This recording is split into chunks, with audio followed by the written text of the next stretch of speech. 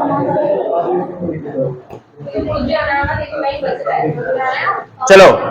जय श्री राम बच्चों।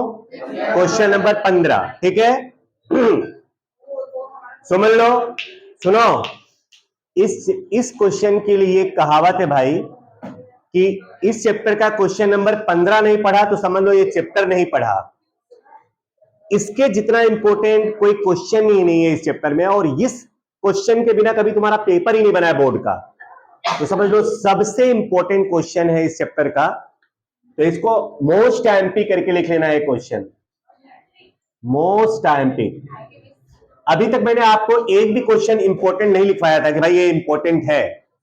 कितने सारे हमने क्वेश्चन कर लिए, लेकिन मैंने कभी नहीं बोला कि ये क्वेश्चन इंपॉर्टेंट है। लेकिन इसके बिना तो समझ लो तुम्हारा पेपर ही नहीं बना है अभी तक जितने भी पेपर हुए हैं। इसलिए बहुत इंपॉर्टेंट क्वेश्चन है ये, बहुत ध्यान से समझना। बिल्कुल दम नहीं है, कोई टफ नहीं है, बट इंपॉर्टेंट बहुत है, बराबर। तो इस क्वेश्चन की खासियत यह है बच्चों कि प्रीमियम से प्रकाशित किया गया है और प्रीमियम की रकम सबके साथ में है। आवंटन के साथ में भी है, आवेदन के साथ में भी है, प्रथम और अंतिम मांग के साथ में भी है। क्वेश्चन नंबर 10 हमने पढ़ा हुआ है इसके जैसा कि सबके साथ में प्रीमियम है। इसमें भी ऐसे ही है कि सबके साथ में प्रीमियम है। मतलब प्रतिभूति प्रीमियम खाता आवेदन के समय में भी जमा होगा, आवंटन के समय में भी जमा होगा, और प्रथम और अंतिम मांग के समय में भी जमा होगा। ठीक है, एक मिनट लगा है क्या इधर?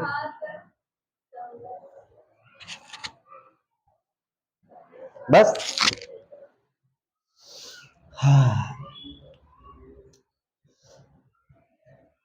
तो चलो बच्चों क्वेश्चन एक बार पढ़ते हैं। वलसाड़ की रुस्तम लिमिटेड कंपनी ने 10 रुपए के एक ऐसे 2,40,000 इक्विटी शेयर प्रति शेयर 70 रुपया प्रीमियम से निर्गमित किया है बच्चों। 10 रुपए का शेयर 70 रुपया प्रीमियम, मतलब कितने रुपए में बेचा होगा? 80।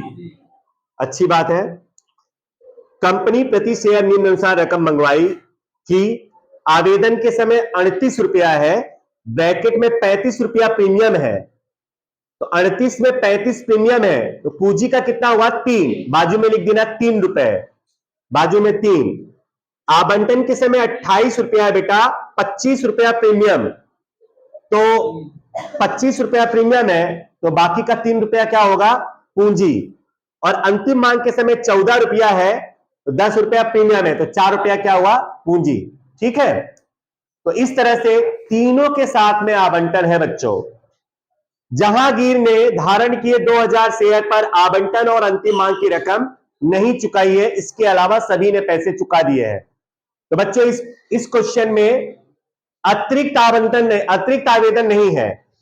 2,40,000 आवेदन हमने प्रकाशित किया है और अतिरिक्त आवेदन के बारे में इसमें कोई इंफॉर्मेशन नहीं है, मतलब वापस करने वाली प्रविष्टि इसमें नहीं करनी है। तो चलो स्टार्ट करते हैं। पहले जो नॉर्मल एंट्री होती है 6-7, पहले उसको कर लेते हैं। पहले क्या होगा? आवेदन की रकम प्राप्त होगी, तो बैंक खाता क्या होगा? उधार। पहला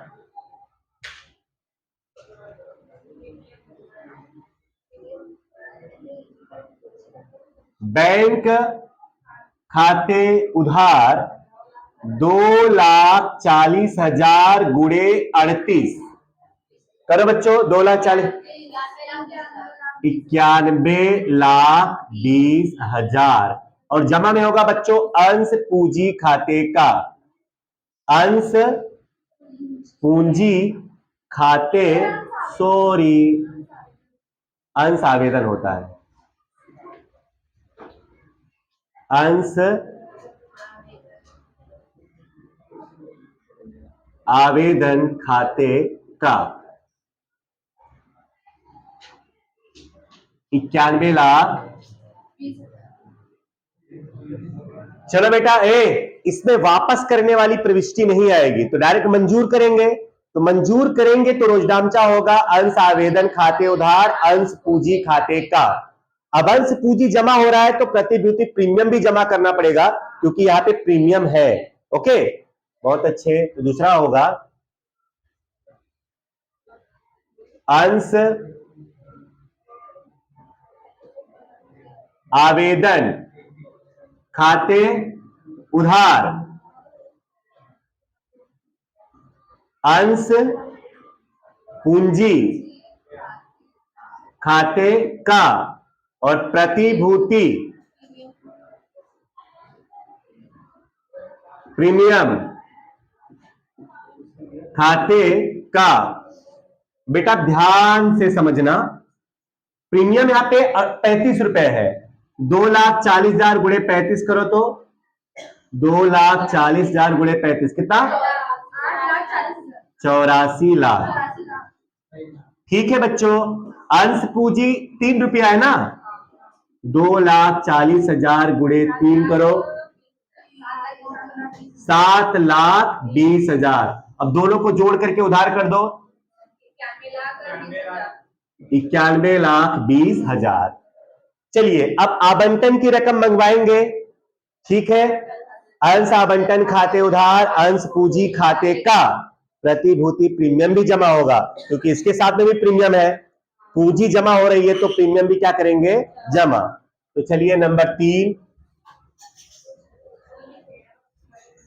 अंश आवंटन खाते उधार, अंश पूंजी खाते का और प्रतिभूति प्रीमियम खाते का। तो बेटा प्रीमियम इसमें 25 रुपया है क्या? तो 2,40,000 गुणे 25 60 लाख। और अंश पूंजी खाते का 2,40,000 गुणे 3 7,20,000 और दोनों को जोड़ दो 67,20,000। चलिए बच्चों, अब आवंटन की रकम हमें प्राप्त होगी तो एक बंदा है, उसका नाम है जहांगीर। उसने 2,000 शेयर पर आवंटन और अंतिम मांग की रकम नहीं चुकाई है। तो रकम प्राप्त होगी तो बैंक खाते उधार, अप्राप्त आवंटन खाते उधार, अंश आवंटन खाते का। नंबर 4, बेटा आवंटन की रकम प्राप्त हो रही है तो बैंक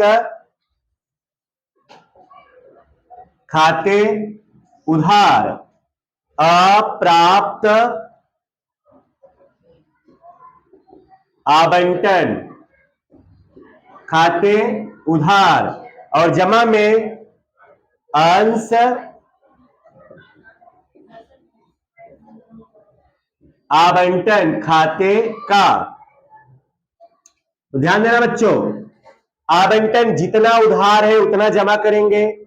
67,20,000 उधार है तो 67,20,000 क्या कर दो? जमा। फिर बच्चों झूठ नहीं बोलने का, 2,000 शेयर पर उसने आवंटन नहीं भरा ना बेटा, तो आवंटन पूरा 28 रुपया है ना, तो प्रीमियम के साथ ही लिखना है। जब पूंजी जमा करते हैं वहीं पे प्रीमियम को अलग करना होता है। मैंने आपको बार बार बताया है, प्रीमियम को अलग कहां करना है? जब पूंजी खाता जमा करेंगे तब। बाकी सब जगह पर प्रीमियम सहित रकम लिखनी है। अंडरस्टूड? तो 28 रुपया ना है, यहां लिखेंगे 28। कितना? हाँ, चलो 67,20,000 में से 56,000 घटाओ,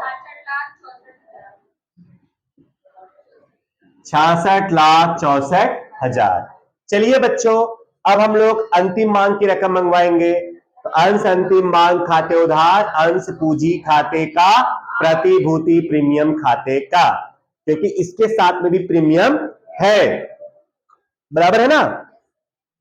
तो रोजनामचा होगा अंश अंतिम मांग खाते उधार, यही होगा ना? अंश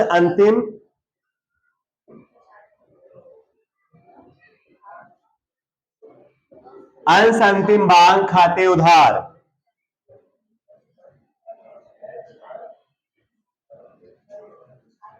अंश पूंजी खाते का और प्रतिभूति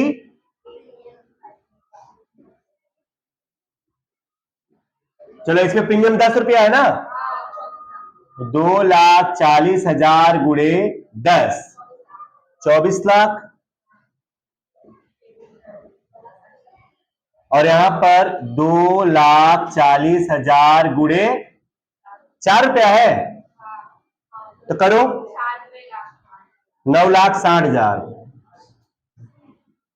अब दोनों को जोड़ दो, 24 लाख और 9,60,000, 33 लाख।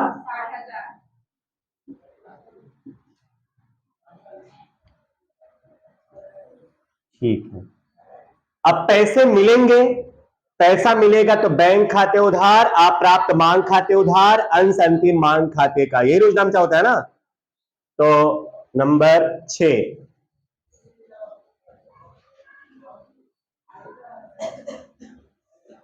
बैंक खाते उधार, अप्राप्त मांग खाते उधार, और जमा में अंश अंतिम मांग खाते का। तो नियम बच्चों, जितना उधार उतना जमा। 33,60,000 क्या कर देंगे जमा। अब 2,000 गुणे 14, अंतिम मांग कितना रुपया है, 14 रुपए का है ना, 28,000। चलो 33,60,000 में से 28 घटाओ, 33,32,000।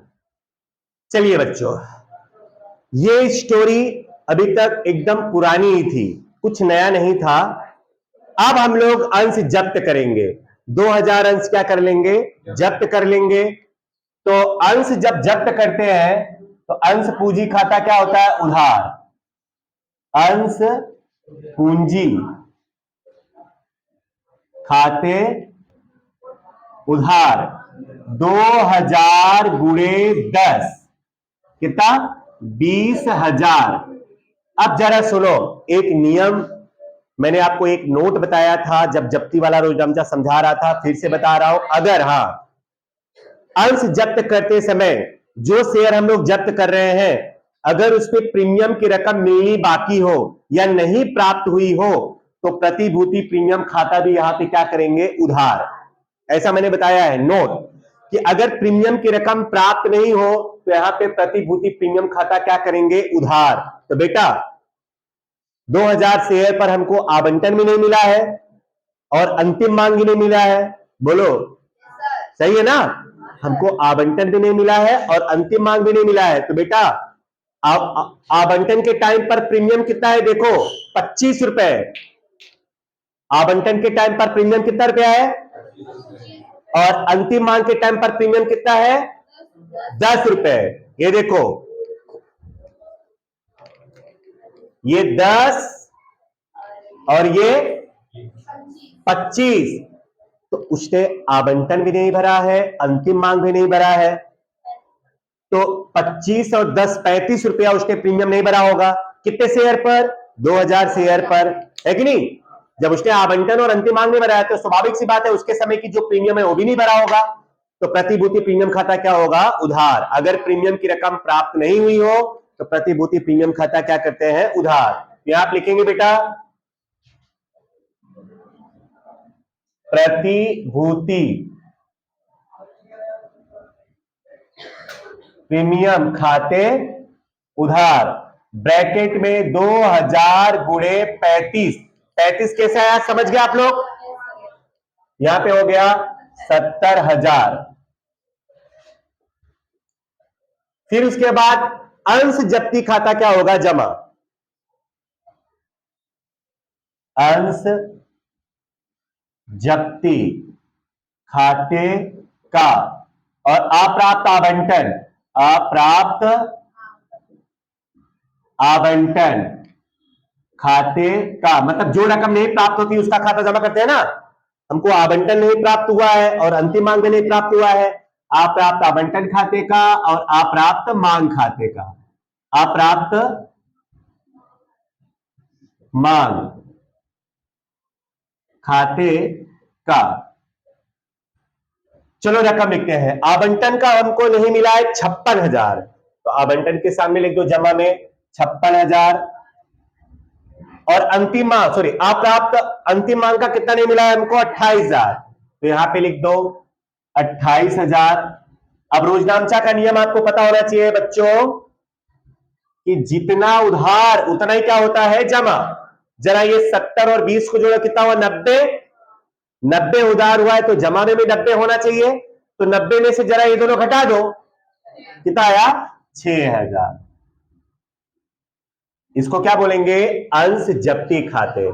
अंश जब्ती की रकम कैसे निकालते हैं पता चला बड़े क्वेश्चन में। आप उधार और जमा लिख दो बेटा, जो गैप आएगा वो अंश जब्ती खाते आएगा। ए बाबू समझा।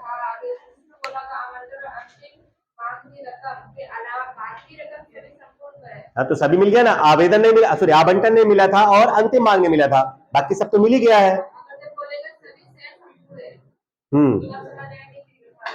नहीं यार, ये प्रीमियम तो ये रहा, यहां से देखेंगे वो सब तो अलग चीजें है। सुनो, वो तो ये बोला है कि 2,000 शेयर पर हमको आवंटन नहीं मिला है और अंतिम मांग नहीं मिला है, इसके अलावा सब रकम मिल गई है। बाकी के और भी शेयर धारक है ना, 2,40,000 के अलावा बाकी के 2,38,000 है, उनके पास से पूरा का पूरा पैसा हमको मिल गया। हाँ हाँ, प्रीमियम की रकम नहीं प्राप्त हुई वो कैसे पता चला, सुन लो। प्रीमियम की रकम हमको प्राप्त नहीं हो कैसे पता चला, तो सुनो, हमको आवंटन नहीं मिला है, सुनो 2,000 शेयर पर आवंटन नहीं मिला और अंतिम मांग नहीं मिला, तो आवंटन के समय में भी प्रीमियम है और अंतिम मांग के समय में प्रीमियम है। तो जब आवेदन और आवंटन नहीं मिला है तो प्रीमियम भी तो नहीं मिला होगा ना, ऐसे पता चलेगा। जो रकम हमको नहीं प्राप्त हुई है उसमें प्रीमियम है क्या वो देख लो, तो दोनों में प्रीमियम है। तो जब आवेदन और आवंटन उसने नहीं भरा है तो स्वाभाविक सी बात है उसने प्रीमियम नहीं भरा होगा। अब समझ गए। तो आवेदन उसने, आवेदन के समय 25 रुपए प्रीमियम था और अंतिम मांग के समय 10 रुपए प्रीमियम था, तो टोटल 35 रुपए हमको नहीं मिला। अब जो इसमें नई बात है नंबर 8, 8वां नंबर, अब हम लोग उसको पुनः प्रकाशित करने जा रहे हैं। बाकी के डाउट्स बाद में देख लेना, पहले अब यहां पे देखो जो मैं समझाने जा रहा हूं। अब ये जो शेयर हम लोग बेचने वाले हैं ना, 10 रुपए का शेयर है। अभी तक जो भी हम लोग करते थे, जो भी शेयर बेचते थे वो नुकसान से बेचते थे। 7 रुपए में बेचते थे, 8 रुपए में बेचते थे, 6 रुपए में बेचते थे। लेकिन अब यहां पर जो हम लोग शेयर बेचने वाले हैं ना, 14 रुपए में बेचने वाले हैं। कैसे पता चला 14 रुपए में बेचने वाले हैं? देखो यहां पे आपको बोला अगर लास्ट में 40% प्रीमियम से निर्गमित किया, कंपनी ने योग्य कार्यवाही करने के बाद जहांगीर के शेयर जब्त किए, ये शेयर 40% प्रीमियम से पुनः बेचा है जोसेफ को। 40% प्रीमियम, तो 10 रुपए का शेयर है ना, मूल कीमत कितना है 10, 40% प्रीमियम, तो 10 रुपए का 40% कितना होगा 4 रुपए प्रीमियम से हमको बेचना है। तो इसका मतलब 10 रुपए का शेयर 4% प्रीमियम, तो टोटल कितना हो जाएगा 10 + 4 बराबर 14 रुपए में बेचा। जो हम लोग शेयर बेच रहे हैं कितने रुपए में बेचने वाले हैं 14 रुपए में। तो रोजनामचा होगा बैंक खाते उधार, बैंक खाते उधार 2000 × 14 कितना होगा 28,000। ठीक है। अब यहां पे अंश जब्ती खाता उधार नहीं होगा। बोलोगे सर क्यों नहीं उधार होगा? क्योंकि हमको नुकसान नहीं हुआ है। नुकसान होगा तो अंश जब्ती खाता उधार होगा। ठीक है। तो अंश पूंजी खाता जमा होगा, अंश पूंजी खाते का 2000 × 10 20,000।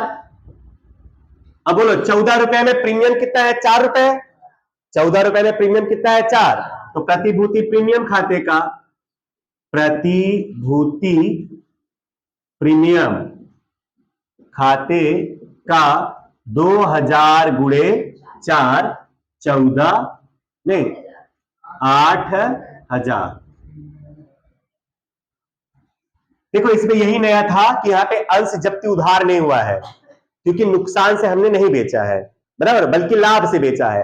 तो लाभ होगा तो प्रतिभूति प्रीमियम खाता जमा करेंगे, और नुकसान होगा तो अंश जब्ती खाता क्या करेंगे, उधार। अब लास्ट वाला रोजनामचा बच्चों, अंश जब्ती की रकम पूंजी अनामत खाते लेकर जाना है। तो सुनो, हमने जब्त कितना किया है, 6000, एक भी रुपए का नुकसान तो हुआ नहीं, मतलब पूरा का पूरा जब्ती का बच गया, जब्ती की पूरी रकम बच गई है ना। तो रोजनामचा होगा अंश जब्ती खाते उधार पूंजी अनामत खाते का पूरा 6000। अंश जब्ती खाते उधार पूंजी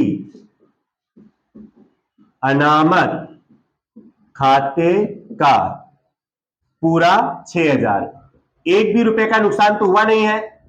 तुम बोलो, बहुत लोग के मन में आएगा सर लाभ हुआ है तो लाभ को जमा की जोड़े क्यों नहीं उसमें। तो याद रखना, अंश पुनः प्रकाशित कर समय नुकसान होगा तो अंश जब्ती में से घटाएंगे, और लाभ होगा तो प्रतिभूति प्रीमियम खाते जमा होगा, वो प्रीमियम खाते ही जमा होगा, ये नहीं कि अंश जब्ती में जोड़ दो उसको। ठीक है, चलो बहुत बहुत धन्यवाद तुम लोग के कोऑपरेट के लिए बच्चों।